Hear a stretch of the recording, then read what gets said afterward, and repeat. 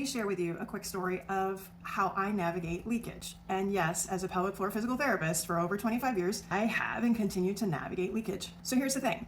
I've had different reasons why I've had leakage over the years. And I've also had 2 C-sections. One of them I got to push in the beginning, and the second one I went straight to C-section. So after babies, early on after babies, especially that first one, because I was pregnant for 9 months, because I pushed for a couple of hours, there was definitely potential impact to my pelvic floor from delivery.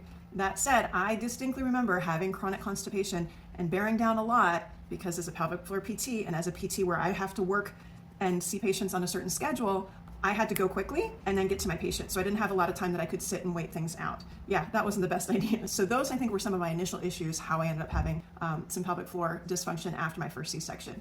Let's jump ahead now. I'm in perimenopause, so I've got to rule out any sort of hormonal issues, so local topical vaginal estrogen. Other things for me to pay attention to would be potentially high tone pelvic floor. I have a history of a hip labral tear on my right side, and then this past fall, a labral tear on my left side, and definitely had an increase in symptoms when I had acute onset of that hip pain. And because it's getting a lot better, it's definitely helping with the leakage. But occasionally it pops up every once in a while when that hip is irritated.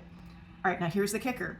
Constipation. When my poop looks like big old rabbit pellets and I don't get a chance to have a bowel movement before I go to the gym, and they have double unders programmed, I can't do doubles, but I do singles, I know that there's a likelihood that I may have some leakage. Part of that reason is because that rectum can be full. I have a small rectocele, meaning that backside of my vaginal wall or the posterior vaginal wall extends out into the vagina, potentially pocketing and filling with stool, those little rabbit pellets, so that even if I've emptied my bladder, 30, 45 minutes into the workout, if that bladder is filling up more, I essentially have that pocket of stool that's potentially impacting my bladder and my urethra and those symptoms. So if I'm constipated, it is no good. So here's the thing to remember. We can have a ton of reasons why we have leakage or stress incontinence with running, jumping, things like that. It's up to us to start to try and figure out why we have it at certain times, and that helps guide us to what we need to do about it. So if you have questions with leakage or prolapse symptoms with exercise and you don't know your why, DM me. I'm happy to help you walk through it and figure it out.